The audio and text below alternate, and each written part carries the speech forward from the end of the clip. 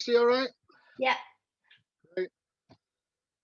Here we have the spotted woodpecker, the great spotted woodpecker. Greatest I got reprimanded by Trevor Doherty. It's great spotted woodpecker. Beautiful bird, absolutely fantastic. This one's a male because you can see by the red mark on the back of its neck. They're very elusive and solitary in winter. They just hang around on their own. Male has a red patch on its neck. And basically anywhere with trees. The drumming sound is made usually late winter and early spring, so we'll start to hear it pretty soon, hopefully. Good sign that the times are changing. And a great place to hear it is Sands Woods. Absolutely fantastic noises up there. It is a fantastic place to watch birds. And of course, with the path that goes up through it, you're at canopy level. And just before the trees are leafed, while they're still in bud, you do get to see an awful lot of birds if you're wearing the right gear, not taking a dog with you, and you've got a pair of binoculars. I said right gear, don't go around dressed in bright red. They enjoy the sunflower seed, they enjoy peanuts.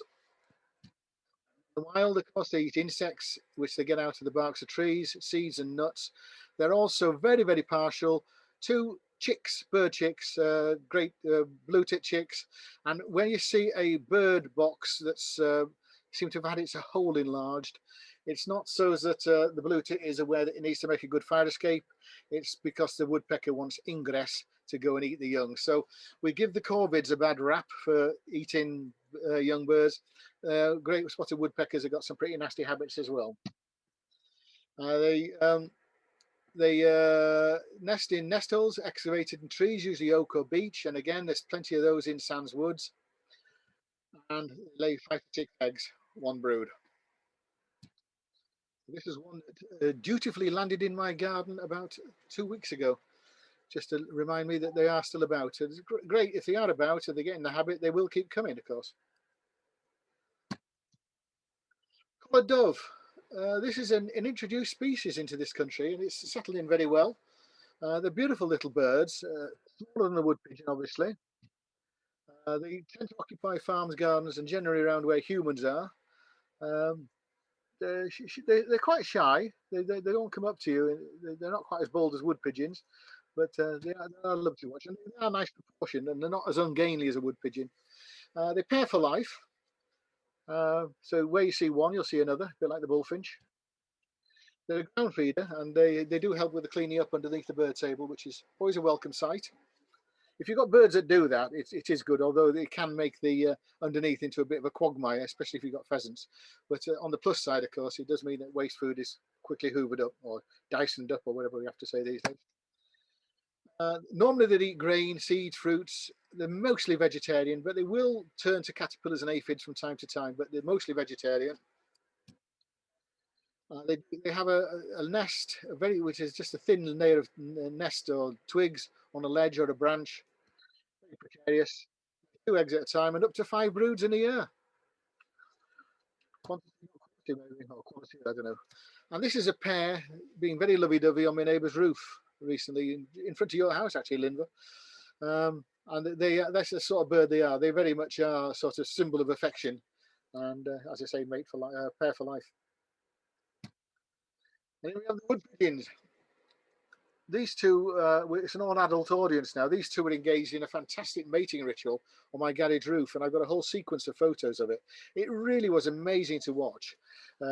Please don't get the wrong impression about me, but it was good. And because I didn't know what the audience would be, I chose a photo that would didn't have to be shown after 9 o'clock.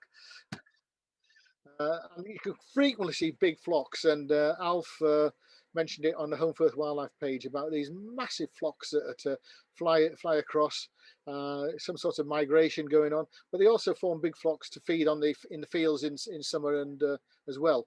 But there was thousands, and maybe Alf will give us a comment on it a bit later on when I finish my bit. They like arable farmland and woods. They love cereal crops, peas, beans, brassica. Farmers aren't happy. I'm sure they don't shoot them though. The ground feeders, and they do, as I say, they clean up under the table.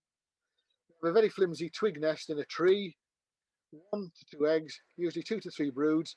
But it is known by people that know these things for wood pigeons to breed in every single month of the year. Not the same pair maybe, but wood pigeons have been known to breed in every month of the year. And there we are. They do look a bit dopey, don't they? Starling, right, they are beautiful birds, but if you get a plague of these on your bird feeder, you'll find it stripped bare in seconds, and everything else decides it's no point trying to compete. They form big flocks, big spectacular murmurations. I think Winter Watch has shown the fantastic murmuration on Aberystwyth Pier this week, and it really is sensational to see them. I remember when I first came to Huddersfield in 1971, we used to walk across New North Road, down New North Road down to the Polytechnic, and the murmurations as we went home in the evening, the amount of birds that were above us of New North Road, and the splatting of the muck as well around us was colossal. It was an incredible sight. They like arable farmland, they love towns, the rubbish dumps, very adaptable, very resourceful birds. They probe the ground for invertebrates and they eat soft fruit, but they'll eat just about anything, of course. They take over the feeders, bird tables, messy. Nest in holes in trees, rocks or buildings. Our neighbour, your neighbour, Linver, had starlings in the top of their house. I don't know if you know, and they had to get rid of them. Well, they had to after they nested. In fairness to him, he blocked the hole up. 6 eggs and up to 2 broods.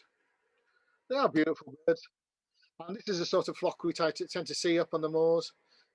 Very nervous, skitting about all over the place. One goes, they all go, then they come back. They are lovely to watch. Getting a close-up photo of them around here is not easy though. Siskins, I love these birds, and funny enough, they just made an appearance this week in time for fresh photos. So this is the male siskin, absolutely fabulous bird. They are residents, but they're supplemented by winter migrants. They normally would eat spruce and pine cones and seeds and insects in summer.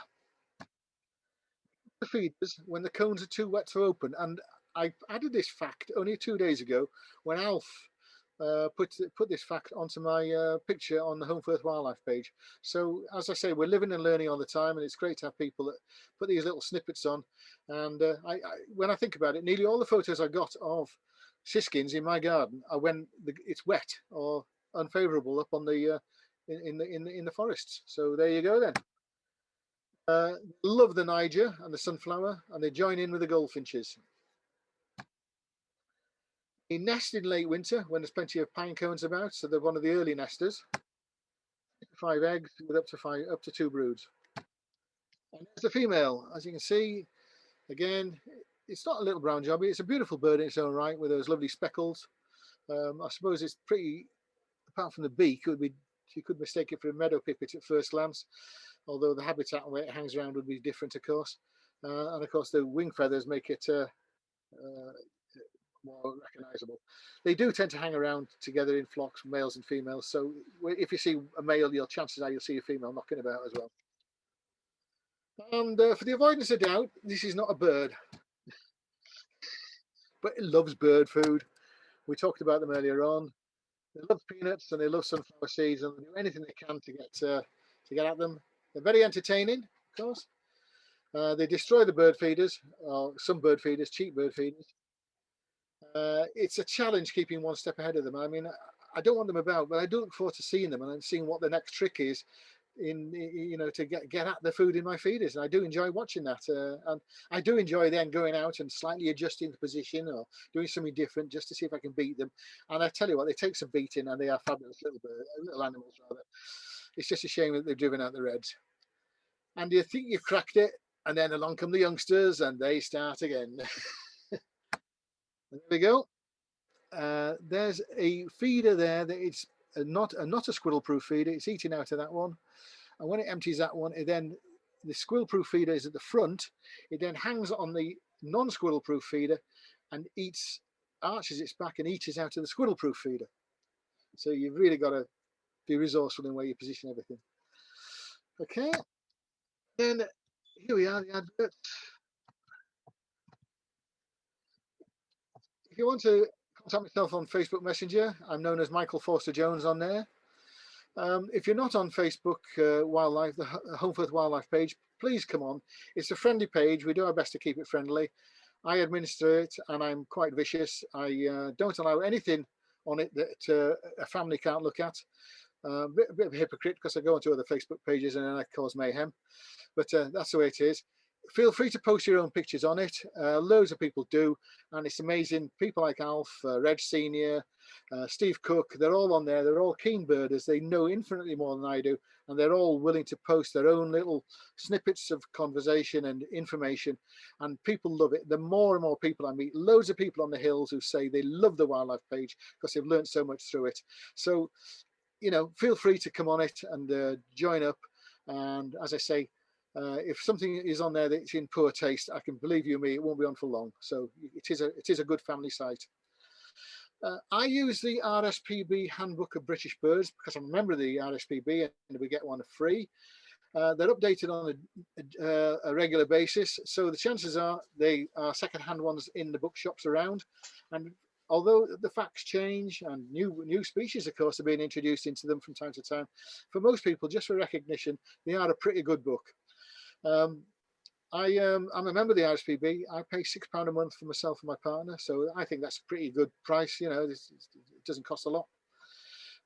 Also, the British Trust for Ornithology, the BTO, currently membership is free. And if you don't mind, Alf, can I ask you to say a few words on the BTO when I finish my bit now? And then just a plug, an advert. Fair Trader in Home Firth are running a family birdwatch trail from Sands to the Co-op in collusion or coalition with River Home Connections, Jane and myself. And it's running between 16th and 21st of February, and prizes to be won. Check www.fairtrader or alternatively our River Home Connections Facebook page. It is a family event, and it's based on pictures of birds that you'll commonly see along the riverside, and just a simple quiz. But the idea is to get kids engaged through the half-term holiday. Okay, that's me finished.